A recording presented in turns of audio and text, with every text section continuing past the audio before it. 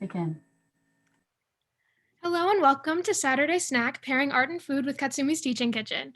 On behalf of the students, staff, and volunteers at the IU Eskenazi Museum of Art, thank you for gathering around the virtual table with us this afternoon. In this episode, we'll talk with Maury Wilhite, owner and instructor at Katsumi's Teaching Kitchen, and you, the community.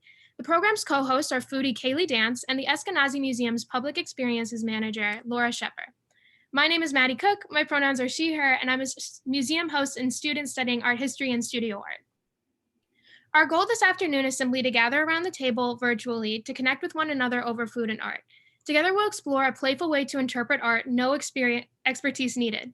So grab your munchies and drink and get comfy. In response to requests from past participants, we're excited to present this special episode, which will include a 30-minute live cooking demonstration from Katsumi's Teaching Kitchen after today's parent food pairing is revealed.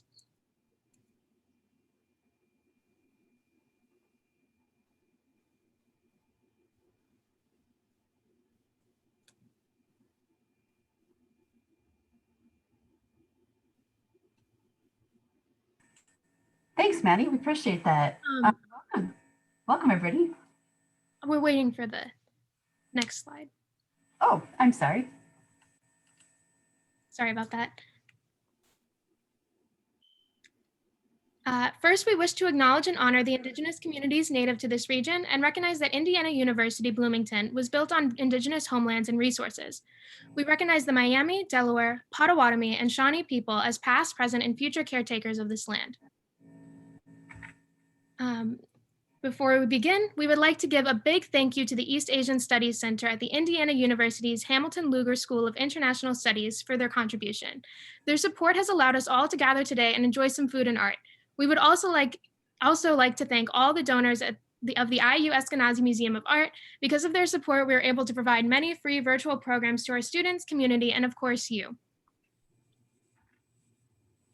This event is being recorded, and here are a few tips for optimizing your experience today. There are several ways to adjust the size of images on your screen while we're looking at artwork.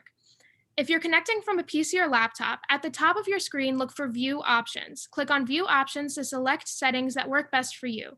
The vertical bar between the slides and the speaker slides left and right to make the presentation slides or the speaker bigger or smaller. For those connecting with a phone or iPad, you may be able to enlarge the images by pinching the screen. We invite you to participate in the conversation today by typing into the chat, which is found in your Zoom toolbar, typically at the bottom of your screen. The chat will not be available in the recording. If you would like to speak out loud during conversations, please use the raise hand feature by pressing the participants button at the bottom of your screen and clicking the raise hand feature at the bottom right of the participants pop-out menu. And I'll be sure to give you that option. Now I'd like to invite Laura and Kayleigh to facilitate our food pairing experiences. I'll remain available to support your experience. Thank you, Maddie, and welcome, everybody. I'm really excited to welcome you. It's just a pleasure during these times of pandemic and isolation to be able to gather around the table together virtually for a conversation over food and art. I saw that somebody in the chat had asked how many people are at the table today. There are currently 22 of us sitting around the table, and we're going to invite everybody to say hello and so forth. As far as my introduction, I am Laura Scheper and I serve as the museum's public experiences manager, and I'd like to turn it over to my co-host, Kayleigh Dance. Thanks, Laura. Hi, everybody. So my name's Kayleigh. I am a local foodie in Bloomington, and I spend a lot of my time going around to local restaurants and local stores, finding food, taste testing them, giving reviews, and just showing you where all the good spots are. I'll drop my Instagram handle in the chat. So if you are interested in finding new foods in Bloomington, I recommend following me. Completely unbiased opinion, of course. But as we, explore today and we begin to talk about art and food, just as Maddie said, you're more than welcome, and we absolutely encourage you to dive into the conversation with us. So if you're more comfortable typing into the chat, please make sure that you are responding to everybody and not just the panelists. So when you start typing that, it should say like message to everybody right above your chat. And if you're more like me and you can't type as fast as you talk, you're more than welcome to talk with us through the audio. And again, we do ask that you use the raise hand feature, and Maddie will go ahead and unmute you so you can join the conversation. I would like to introduce you all again to Maury Wilhite at Katsumi's Kitchen up in Indianapolis, Indiana. I'll have Maury tell you a little bit more about herself, but in the meantime, if you could drop your location of where you're connecting from into the chat, that would be great. Hi, my name is Maury Wilhite, and it'll be 6 years in March. I started the Katsumi Teaching Kitchen. I'm actually a Japanese language teacher, but I switched to cooking. My friends here in Indiana convinced me that most people here in Indiana is more interested in eating Japanese food instead of speaking it. So I said, okay, sure, why not? Let's try it. And I'm happy to admit I was wrong, but it has been fun. I originally thought I would be catering to like homeschoolers or kids, but for some reason, it's become a very good date night activity to do. And I have been featured in a couple of magazines and newspapers for this, which I'm very grateful, even though it's kind of, I missed the target, but in a good way sort of thing. I am half Japanese, mom's Japanese and dad's an American. Typical war bride type thing. But I was born in Japan, raised in California. My mom went to cooking school, and my sister and I just benefited from having very real Japanese food growing up. The problem with this is that nowhere, mom's cooking is the best. And when you grow up and leave, you realize here in America, California wasn't too bad. Indiana, people ask me where I eat outside my kitchen or home, and I just basically say nowhere. And if you want to have anything close to home, you just have to cook yourself. And that's what I have been doing. And with enough experience, I am, of course, perfectly bilingual and bicultural enough to convey or teach authentic Japanese taste. And I, aside from teaching you how to make a good sushi and where to buy it, it actually, of course, incorporates Japanese culture as well. So it is fun, and I'm trying to expand it more into other Asian cultures like Korean and Chinese as well. So, but this has been really fun. I didn't expect to, and in retrospect, probably I should have gone to culinary school in Japan, but that's okay. I'm just learning as I go. So it's been really, I've been really blessed. Thanks, Maury. We're really excited to hear your perspective today. I'm really interested in the artwork that you selected to talk about, and I'm just look forward to talking with you. I'd like to pause here and just kind of acknowledge some of the other students that do today in the chat. I'd like to say hi to Gay in Columbus, to Noelle, Christine in Bloomington, Sarah in Bloomington. I can't see the Susan in Indianapolis, I believe. Arnie, oh, my internet connection is stable. So I'm going to ask Kayleigh, if I lose my connection, you might want to help me out. Let's see. Annie and Ryan in Bloomington, hello to you as well. Hello to Tina, one of our docents at the Eskenazi Museum. To Kiyomi, hello, in the Boston area. Let's see, great. And Marlo, hello in Bloomington as well. So when we get started in the conversation about pairing art with food, here's just a few pop-up guidelines. We use the same process each time. In each episode, we select a work of art. In some cases in the future, we've got a multi-course pairing in March when we'll select 3 different artworks. But with each course, it's one artwork we pair with that, either a food or a beverage. The fun thing here is there are no wrong answers. You can choose a food, choose a beverage. I'll walk us through a conversation using what's called a thinking routine from our colleagues at Harvard Project Zero. When a thinking routine is just a habit of mind or an easy tool that facilitates a way of thinking and thinking critically and deeply about what you see and talking about it. So these same questions are great to keep in mind if you happen to be in a gallery or looking at something together with others or on your own. The same questions will work elsewhere. So first, to get started, this is the object that Maury has selected. I'm going to invite everyone just to savor this and let your eyes just linger on the artwork and soak it all in for a moment quietly at first.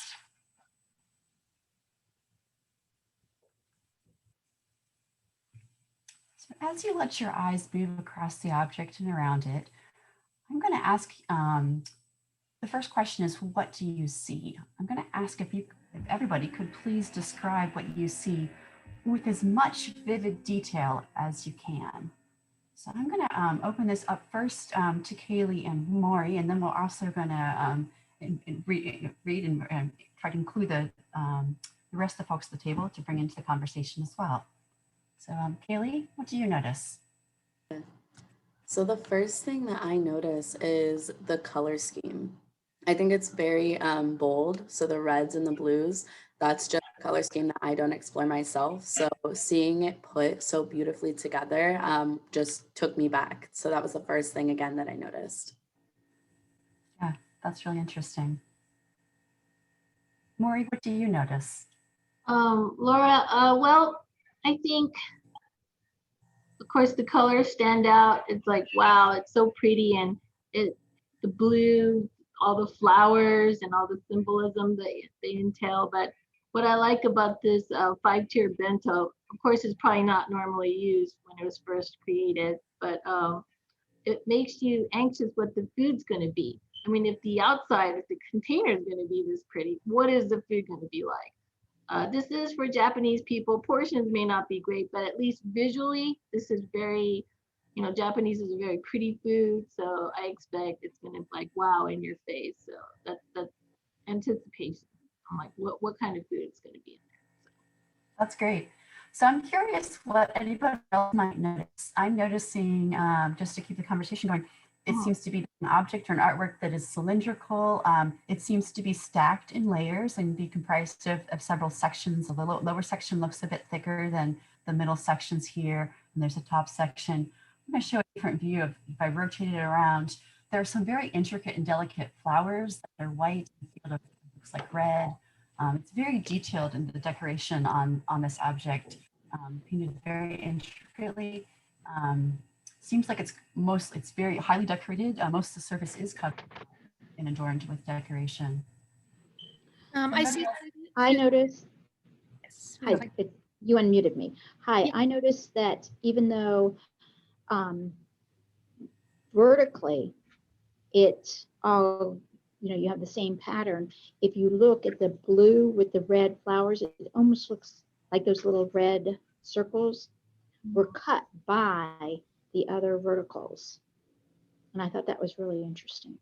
That is really interesting. Thank you for noticing that. What are you going to say? Susan, I noticed something very similar to that. I thought it was really interesting how they decided to divide the design in sections. It made me think that the food inside was also going to be kind of divided in little sections too. Yeah, interesting observation. So this is, aside from being visually, gorgeous and everything, it may be a little heavy because it's ceramic, but it's practical in the sense it is a compartment. So you could separate the rice, the meat, if there's something with sauce. You want to have your bento like this so that, eventually it's going to end up in your tummy and everything, but you want them to stand out individually. And all of the sauces to stay together too, if it need be. And so it's easier to carry. Usually these kind of bento ceramics have a carrying case. So you could, have it stacked up and take it with you if you need to also. So it's, I would, the display of wealth. This is not practical for every day. Most Japanese households, when this came out in the 18th century, was mostly lacquer. And even then, unless you had to come from a well-to-do family enough to buy the lacquer bento cases, let alone this gorgeous ceramic piece. Probably it was, I'm guessing, maybe a trousseau or like a wedding gift, maybe. But I personally, we have one similar, and mom, not at this caliber, of course, but my mom has a lot of ceramics, and probably we never used it. It was just on display. We wouldn't dare, God forbid we broke something, one of us would have to die. But other than that, this is very, it's a very gorgeous art piece that they would have display on home or something. But this is a museum place piece, of course, not the same. But I love it. The colors is just telling me I'm just getting hungry looking at it. So I love it.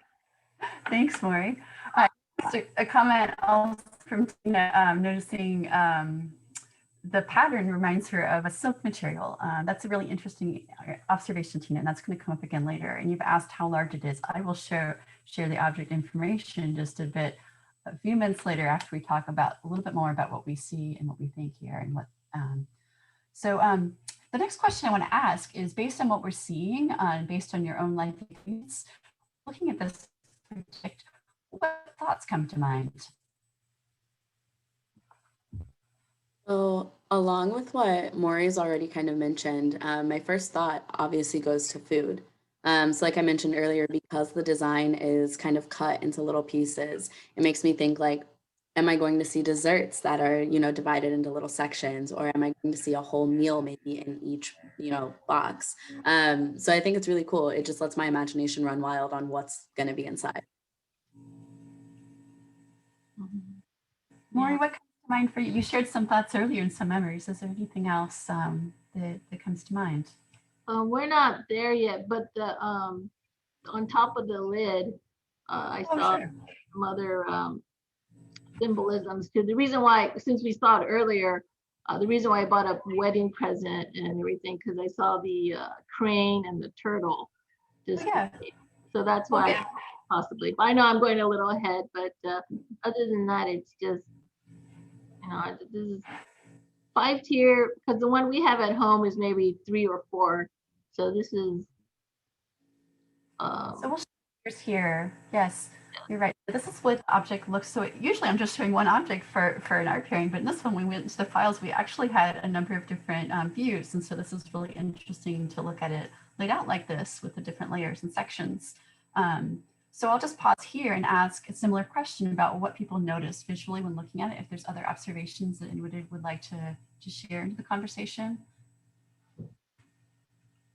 And then based on what you're seeing, if there's any other thoughts that come to mind at this stage.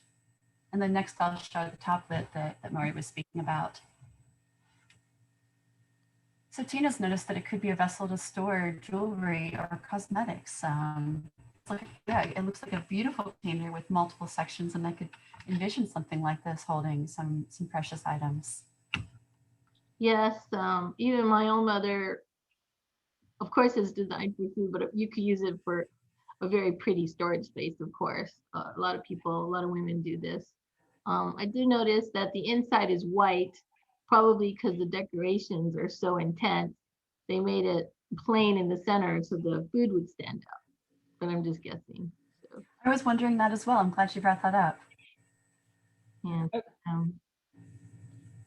I was thinking that, based on life experience and such, this reminds me of like a tiffin dish, which is traditional in a lot of like Indian households, and using, the stacking sort of method similar to bento to have all separate components that make up your full meal. So I just thought that was an interesting connection of how this is sort of a, not universal lunchbox, but in a way that there are many cultures that share a similar shape to packing your lunch or a meal. Thank you so much for sharing that. I just learned something new. So I'm going to share. Maury had just referred to the image of the top of this object, and so I'm just going to let you linger and ask what you notice in looking at the top of it. If there's anything else that strikes you on here. Like I went a little earlier, but on top is a crane, let's say anyway. And symbolically in Japan, when you go to a Japanese wedding or traditional, they have the crane as a present because cranes are monogamous. They mate with the same partner for life. And also there's a turtle on the bottom. And I don't know if you noticed the kikkoman tin can at the top, there's a tortoise shell. Turtles represent 10,000 years of continuation or longevity. So that's why I brought up the wedding, and hopefully, you have a very stable monogamous relationship, 10,000 years or forever. So that's why I brought that up. but and it's only there in that top. So, but you know, this is a very beautiful piece, and it must have been. I mean, it's over what, almost 120 years old or so. So, but the colors are still standing the test of time, and it's whoever had it took very good care of it. So that's really nice. So. Thank you, Maury. So the next question I'm going to ask is, based on what we've been seeing so far in the object, the visuals of it, and based on your own life experience and the thoughts and the conversation that we're having, what are you curious about? What kind of questions come to mind, if any? What do you wonder?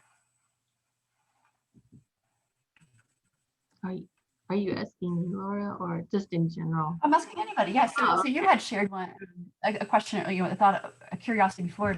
Maybe the interior, the white. Maybe it's white so that possibly so the food can be seen easier. I think there were a couple other curiosities that popped up, but I'm just curious if when we're looking at objects together, I'm always curious to hear what kind of questions come up. And there was a question about the size, which I'll answer in just a moment. The age, how it fit, and we'll get to that in a moment as well. Well, if I could get a hold of a Imadi expert, I want to know why it looks like worms. I'm sorry, we're talking about food and I'm seeing worms, so I'm disturbed as to what is that? What were they thinking? So it looks like the ones close to the flower are rabbit ears. I think that represent fertility, or maybe I'm just totally off my head and everything, but those worms bother me a bit. So. Okay, so some curiosity about the worm shapes. A question about curiosity, why is the bottom deeper than the rest? I think I'm curious about that as well. Probably for the rice. Oh, I'm sorry. Yeah, sure, yeah, that's great. Then maybe you have an answer. If we reheated, how to do it, questions about that? Like when you go to Asia, like here when we eat Chinese food, the main course is more and the rice is less. In Asia, the rice is more and the meats and everything, those are less. You're supposed to add that to your rice. So traditionally, you know, if you're lucky enough to have rice, that would be the most. And then you have little side pieces to eat with it. So that's my guess. One of the things that I kind of wonder is, because this is porcelain, what setting would you use this in?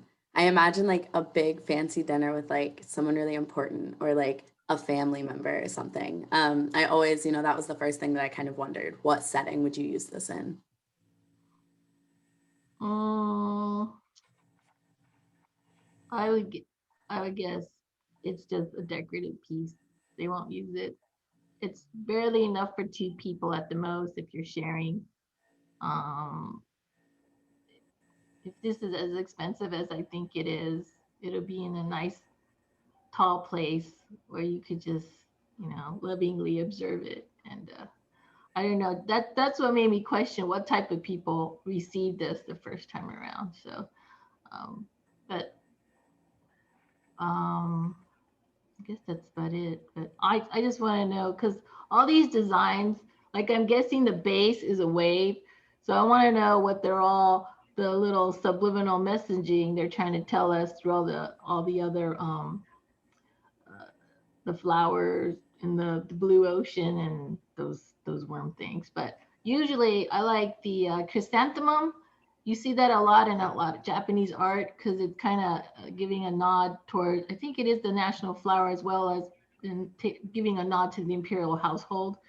The imperial crest is 16 chrysanthemums all lined up in a big circle. So, but that's okay. This is still cool. I like this piece as well. Maybe because of the waves, maybe it's designed specifically for seafood. Sashimi came in about this time. So, it could have been specifically for ocean ingredients. But I don't think, I've never seen any art form honor the worms, so I don't know what to think on that. I'm still stuck on that. I'm sorry, but. So I want to follow up. Also, Noelle had an interesting question about the texture of it and how deep some of the texture might be. And I don't know the answer to that. It looks, I have not touched this object. Just looking at it, it looks like it's not necessarily very deeply recessed. But great question. I'd love to know that too. Oops. Oh, I'm going to go back. If I may, I'd like a little bit more information about this object. So this is an Imari porcelain lunchbox made somewhere in the time frame from 1868 to 1926. It is made of porcelain with an overglaze enamel and gilding. So to answer Tina's question about the size, overall 12 inches tall, about 8.5 inches in diameter. And then you'll see there's also a breakout with the bottom being a little bit bigger than the middle sections. The bottom is 3.75 inches tall with a similar diameter across. Each of those three middle sections is 2.5 inches high, and the lid is about 1.25 inches. And the width over the diameter you'll see just ranges in there somewhere around 8.5 inches throughout it. And this object is a gift from Doctors Walter S. Millian and John M. Klum, and we're very, very grateful to them both for this generous gift to the museum so that we can have this object in the collection to learn about. So this Imari porcelain is a type of Japanese porcelain. In the West, it is called Imari, and I'm not an expert here, so I was curious to learn more.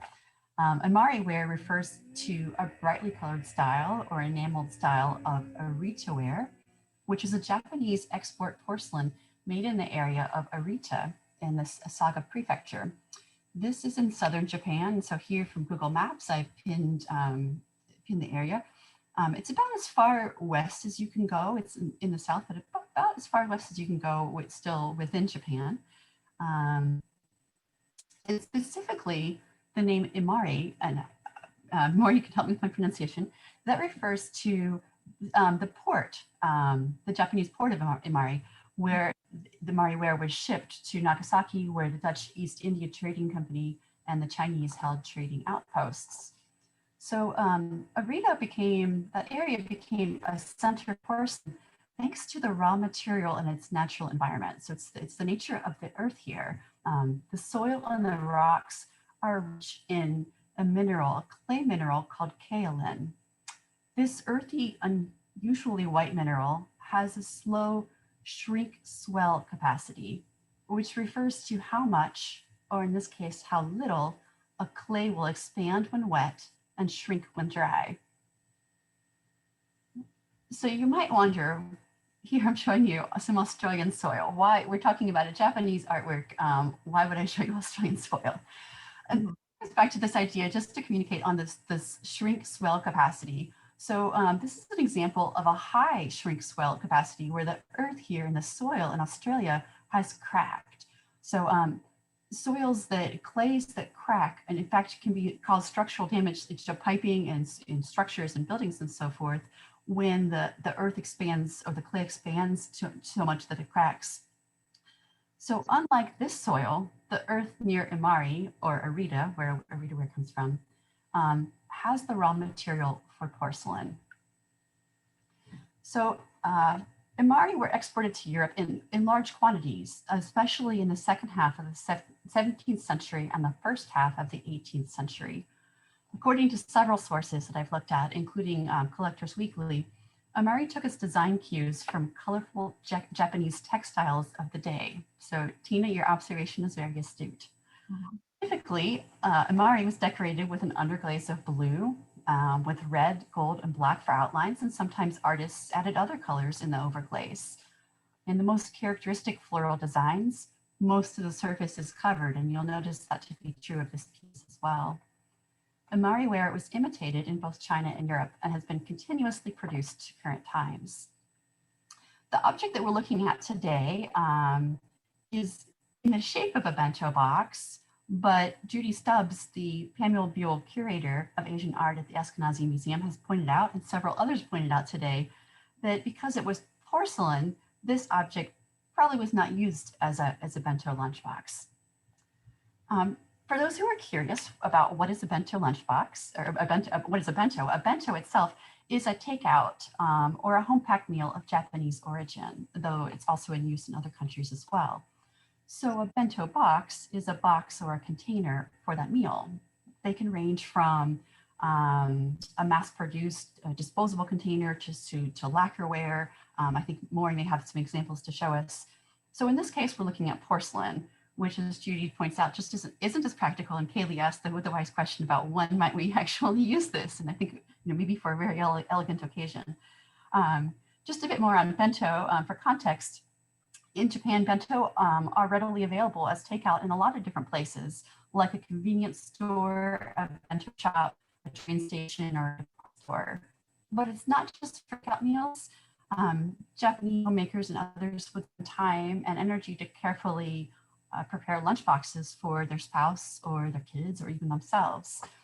So as an example, I actually had an opportunity to take a class in Tokyo with my spouse and kids a few years ago, where we learned how a Japanese mother might make a bento for her kids. So this is an example. I'm learning that there's several types of bento, and this is an example of a bento that would be arranged in the style of a character. Sometimes they're arranged like as a character from Japanese animation, like anime, or from manga, or other settings. So this particular character that we were creating was Totoro, I believe from anime. Yep.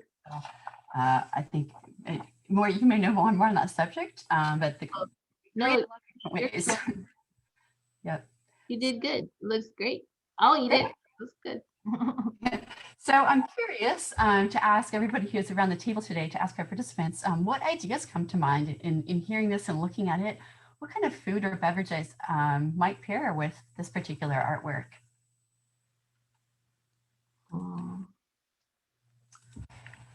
Well, for me, I decided sushi. Yeah.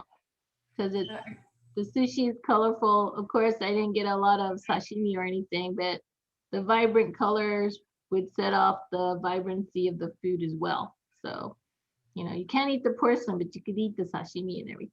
So, and Absolutely. stuff is. So it's like, wow, Yeah. this would be a treat to eat out of this. But it's not a bento, but that's okay. So Yeah. So I think that would pair beautifully. I just want to share some other ideas that are being shared. Sake, of course, green tea. Let's see. Oh, Japanese New Year's. I don't know how to pronounce this. Osechi ryori. Well, osechi ryori. It's New Year's food for the first. Thank you. Hi. Sake. What other ideas? I'll share my own idea and ask Kayleigh the same in just a moment. Anybody else at the table have ideas for what you might want to pair with this? I'm sorry, they want to drink sake out of this? Oh, not necessarily drink. If you had this. That's a big cup. It's 8.5 inches wide. So yeah, not necessarily to drink out of, but to have it. Okay. Yes. I should hope so. Okay. So what we're looking, I will share my own pairing.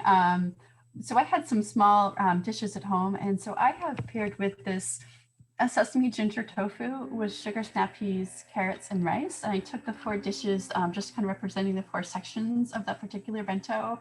Normally when I prepare this dish, it's a family favorite, I would toss everything together. But in this case, I decided to separate it out into the 4 sections of the dish. And I'm always happy to share more about that. Kayleigh, I'd like to invite you to share for your pairing. Yeah, so for the few people that mentioned drinks, that's exactly where my head went as well.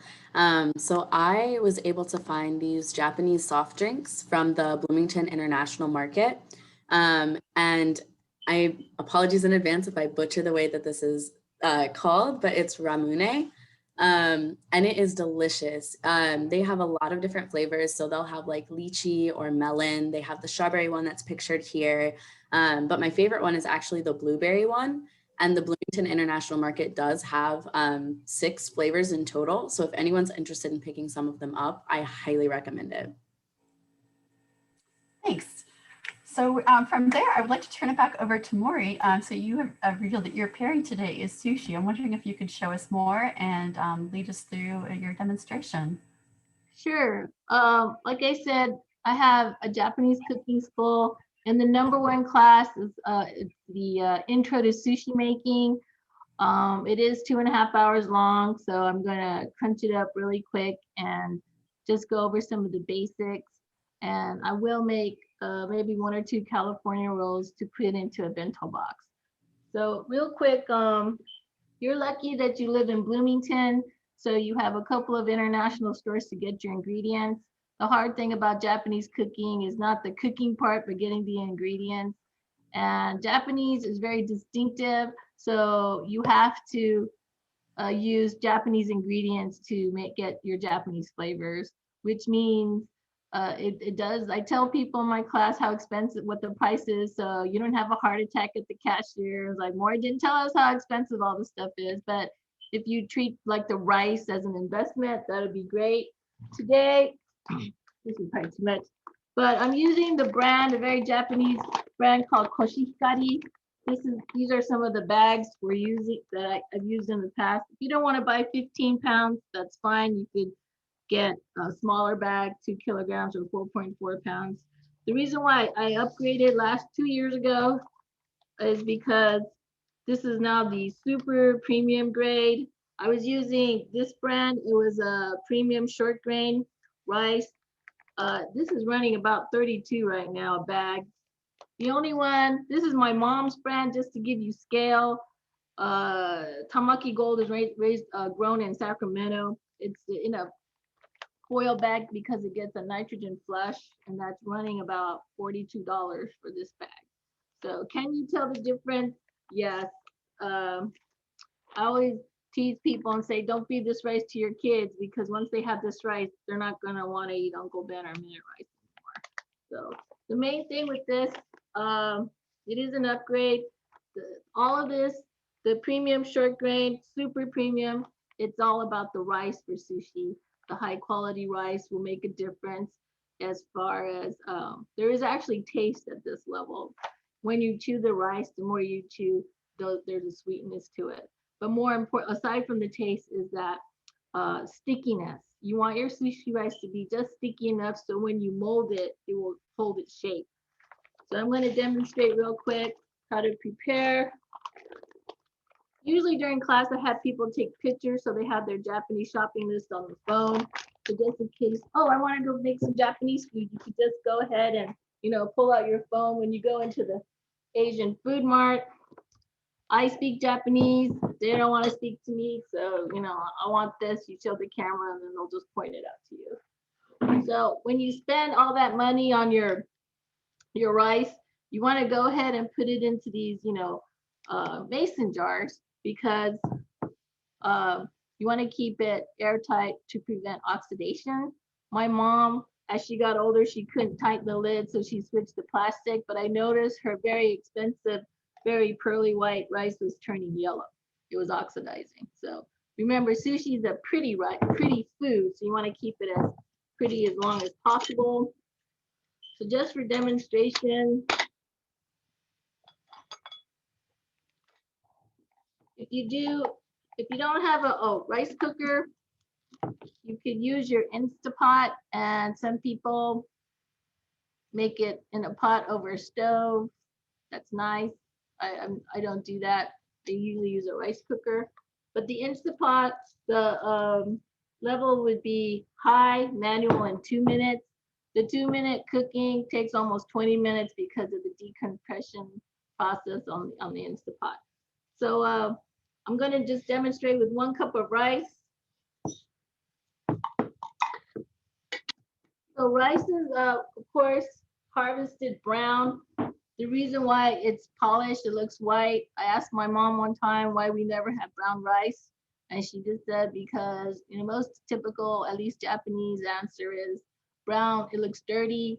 You have to pre-soak over an hour to rehydrate it, and also texture. It's just chewy. There's no flavor to it. So that's why we never had brown rice at our house. I measured out 2 cups. And what you want to do, it's white because it got polished. So what that means is that there's still some dust on your rice. So you want to go ahead and rinse it out. Do this right here. Couple of rinses are okay. I'm just lazy enough that I just go ahead and put it in a strainer. And then I put it under a faucet for 40 seconds. I don't know if you could see, oh, not on this one. You could see the milkiness. That's the dust from the polishing. You can't see it, but with the naked eye, but it's just starch. If you forget to wash your rice, it's no big deal, but why have all that extra starch in your food? So you could do it a couple times. Each Asian is different. Some say, oh, a couple times. Some say, oh, just wash it through until the water is clear. That could be 20 rinsings away. So that's just too much, I think. So you pre-measured, pre-checked, you pre-rinsed, and now you're going to pre-soak. This rice is already sticky. When you put water in it to cook, it will be sticky.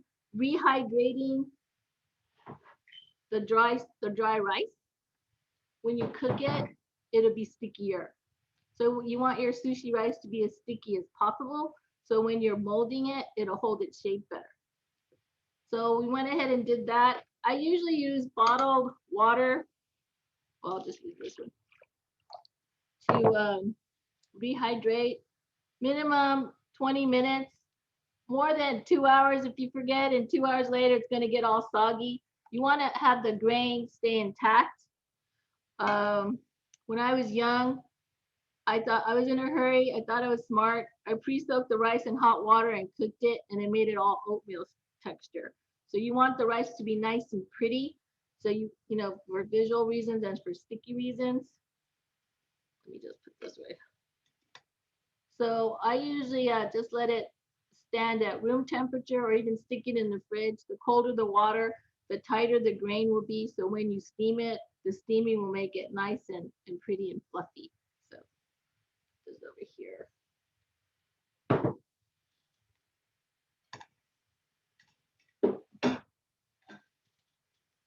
So excuse me, I'm gonna get the rice.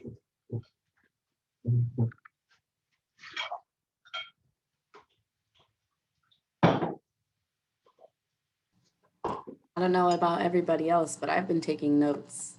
I'm determined to make sushi rice. I'm excited. Thanks, Kayleigh. So I went ahead and made some rice already. As you can see, there's a piece of green stuff in there. What that is, if you're familiar with the term umami, which is the fifth flavor, the savoriness after sweet, sour, bitter, salty, and umami or savory. And umami is the key to Japanese cooking. Japanese food is popular all over the world.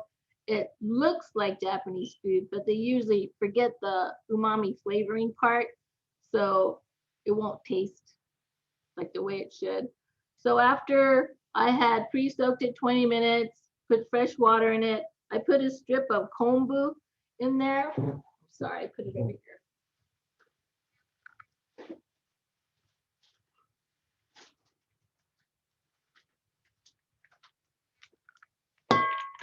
Hi, I'm sorry, it's in Korean. Sorry if those recognize it, but it was just cheaper, that's why.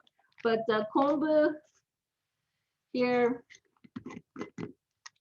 before you steam it or cook it, you just put a little strip in with your rice to put the umami flavor into the grain. So when it's steaming, it gets all nice and tasty too, on top of its sweetness. So I'm gonna go ahead and take this out.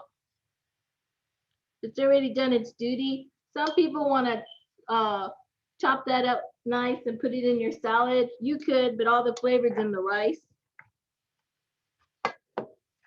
The quality of your water will affect the taste, so make sure you use at least bottled water. And then the water level is just 1/4 inch sitting on top of the rice, and then you put your kombu, your seaweed in there. So now it's all cooked. You want to mix up the rice a little to spread that umami flavor around. And that's about, so now the rice is ready. Usually during class, I let people taste the rice before we make it into sushi rice. And what that means is, so they know, how it's supposed to taste when they make it at home. So real quick story. about sushi. So China is the main Asian culture at 5,000 years old. Japan is about 2,700, half of China's age. Japan, Korea, Taiwan, all of them sought knowledge and guidance to China.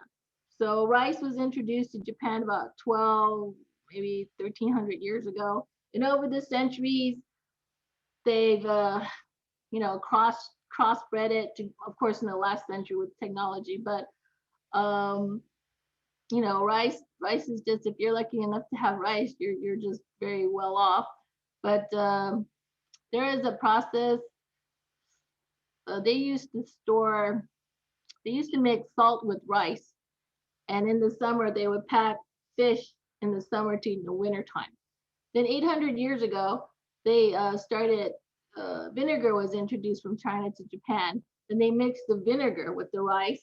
As we all know from pickling, vinegar is a preserver. So they would mix the vinegar with the rice, had the fish, and then they store it from the summer to the winter time to be used. And that's where the word sushi comes from. Su is vinegar and meshi is rice. So it's supposed to be about the vinegared rice. So 2 reasons why you won't taste it in your sushi is, one, they didn't put it in to begin with, or it was put in and it dissipated. Probably they didn't put it in. So here I am. I'll take some rice out. Oh, and another thing, since I'm more educated than cook, I like to look up the history of things. So have you all noticed there are no female master chefs? Have you noticed that? They're usually men. And then it is by design. In the 18th century, when sushi was becoming popular and they were eating raw fish, it was decided, according to Zen Buddhism, a female body's temperature fluctuated too much. So this is why you don't have female sushi chefs, because you couldn't properly handle the raw fish. So let's just say I was not happy as an American woman. Why can't I be a sushi chef? And blah, blah, blah. Of course, my mom, her answer was, my mom is not only a food snob, but an elitist on top. We just eat sushi. We don't strive to be sushi chefs. So that was the end of that story. But till this day, there are no master female chefs. It is still the same. You can make it, but you can't become one. It's still in place. So I usually coach my students to use the Kikkoman rice vinegar. This is a gold label or yellow label. To make your sushi vinegar, it's 1 cup of vinegar, Japanese vinegar, with a tablespoon of sugar and a dash of salt. That's completely dissolved, and that's already done with this. So this would be one less thing you would have to mix. You would just go ahead and buy it as is.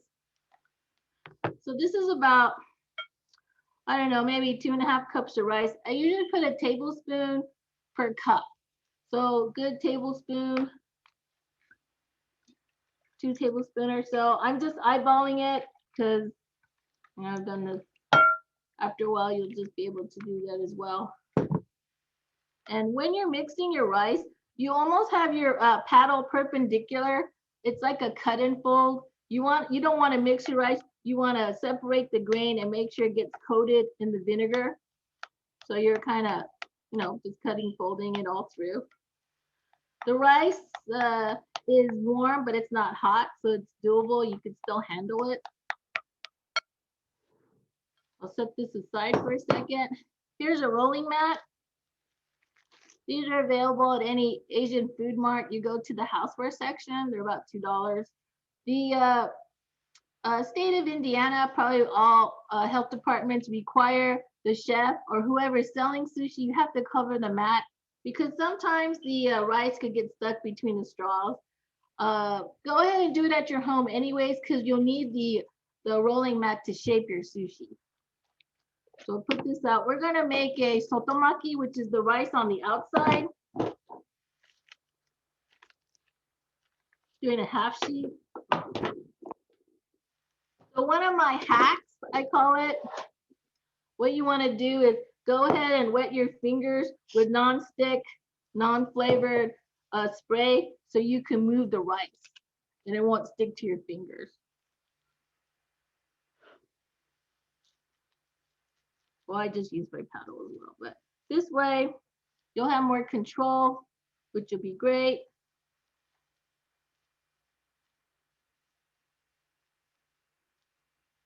All right, cut it through.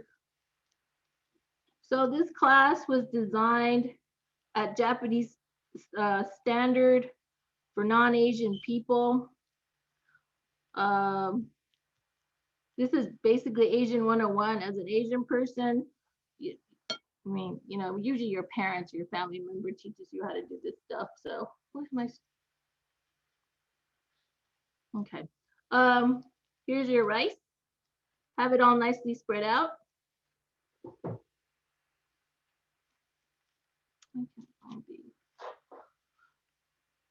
I'm looking for my sesame seed, but that's okay.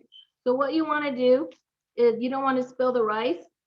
Go ahead and fold your mat in half and flip it over. And I have here already pre-done some cucumbers.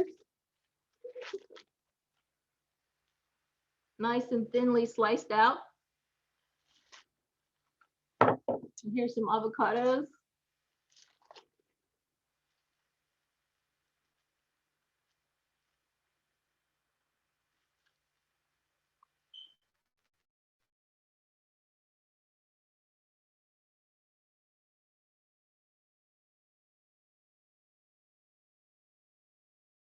California roll, I kind of mashed it up.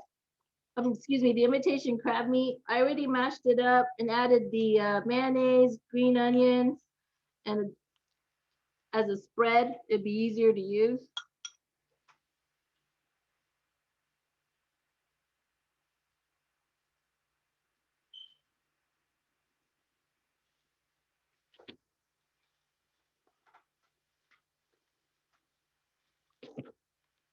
Okay, so when you're, this is the tricky part. I don't know if you could see it very well from the camera angle. Have your thumb underneath the mat, your finger over the center here, and we're going to fold over.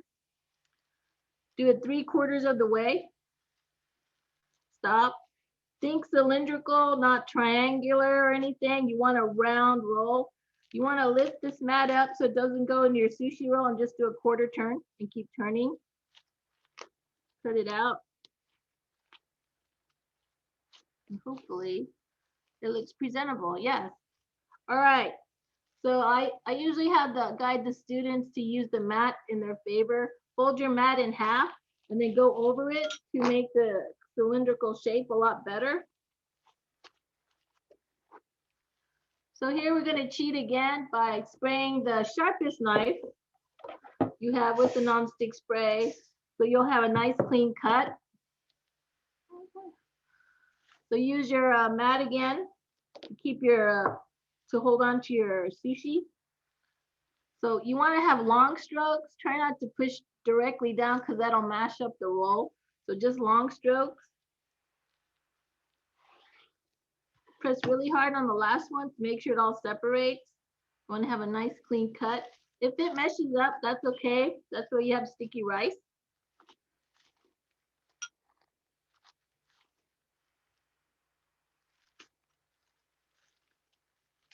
Remember, sushi is a finger food, so about 1 inch bite size.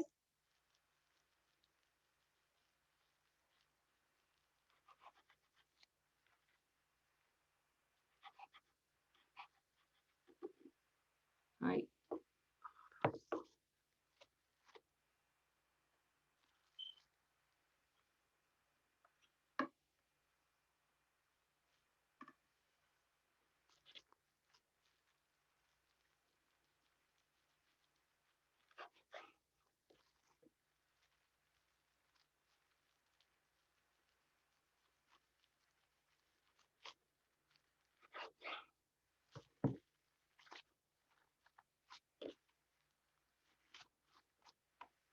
So I'm going to show you a bento box that I made earlier.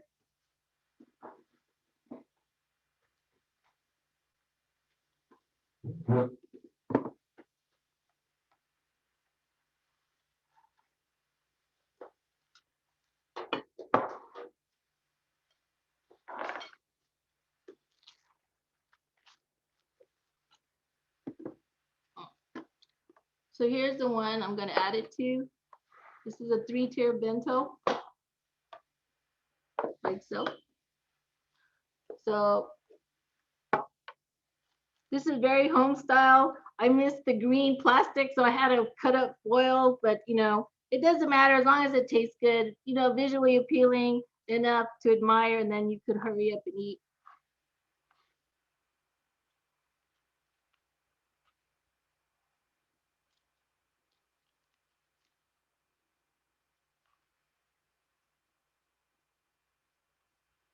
Oh, on the pretty side up. This is beautiful, Maury. Oh, thank you. Just so everybody could have an idea what we do at our school. Let me move all this stuff so you could see better.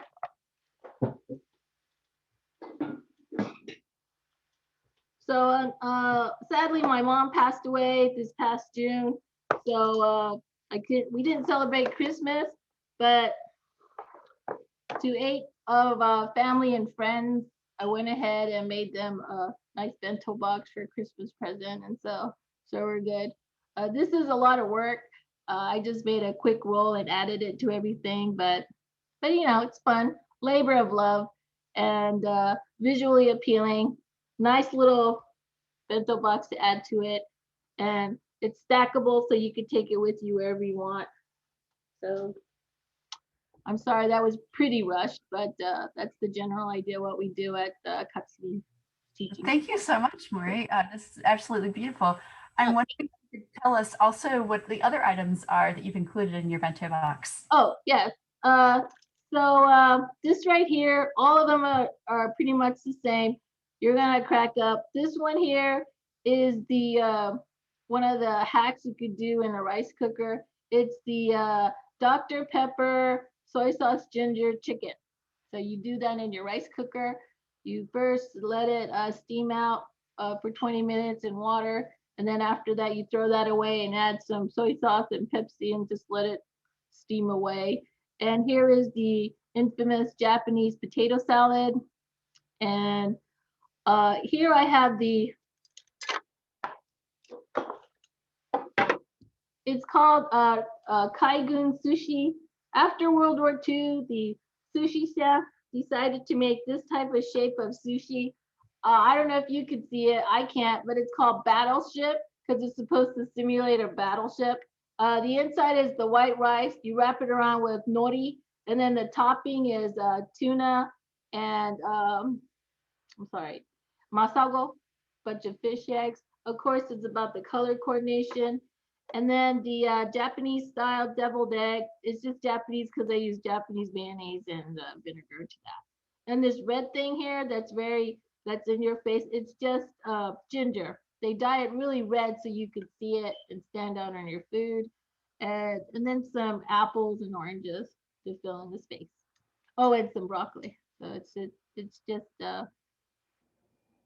it was fun to make. I always like making these. So.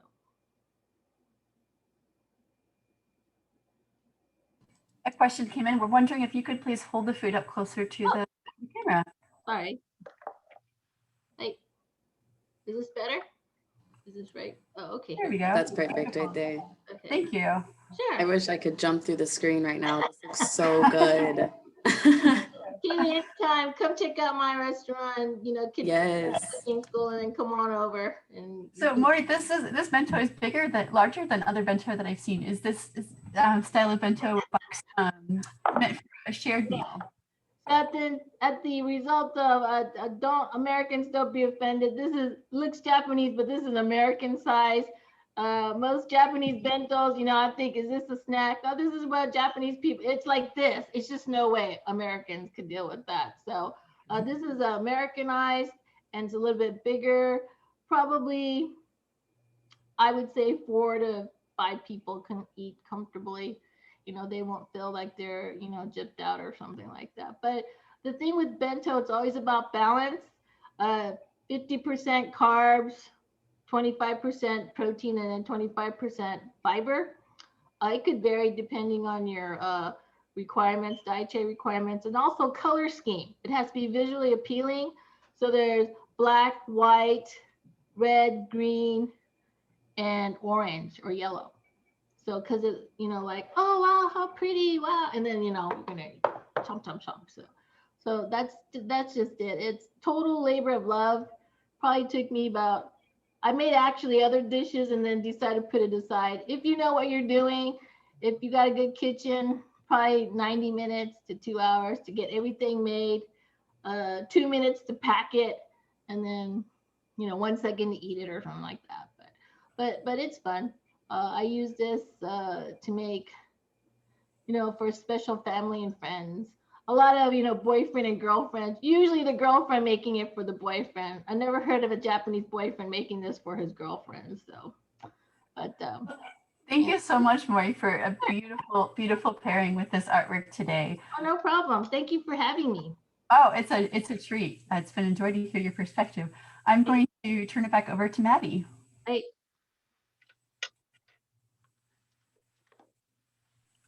Sorry about that. I'm just trying to get some of this situated. All right. Thank you. So I just want to say thank you, Maury, Kayleigh, and Laura, and everyone here this afternoon for a wonderful conversation. The food looked amazing, like truly amazing. We invite you to see other works, including the Arts of Asia collection in person. The museum is open Thursdays, Fridays, and Sundays from noon to 5 p.m. and on Saturdays from noon to 7 p.m. We also invite you to join us for Pairing Art and Food with Chief Foodie and Spice Slinger Candace Boyd-Wiley on Thursday, February 11th at 7 p.m. Then on March 6th, we invite you to a virtual 3-course pairing with featured guests involved with the Community Nutrition Program in Powley, Indiana. We also invite you to join us for Self-Care Saturdays. Oh, and if you missed us in the fall, all past episodes will be released to the museum's YouTube channel soon, including our Saturday snack with Chef David Talent. And then Self-Care Saturdays, our next one is February, I believe that says 13th, for affirmation trading cards exchange. And then there's another one, February 20th, for Soul Collage Workshop. And then again, we would like to thank the East Asian Studies Center at the Indiana University's Hamilton Luger School of International Studies for their generosity of the museum and this program. Pairing Art and Food and everything we do at the IU Eskenazi Museum of Art is made possible by the generosity of others. So if you've enjoyed today's program, please visit our website to make a donation or contact Patty Winterton to learn about other ways for you to support the museum and in turn the community. Thank you so much. And before you go, we just want to ask, how was your experience today? We appreciate your feedback to help make better experiences. We invite you to share your feedback in a quick and easy survey as you exit the webinar. And from all of us at the Eskenazi Museum of Art, take care and have a great day.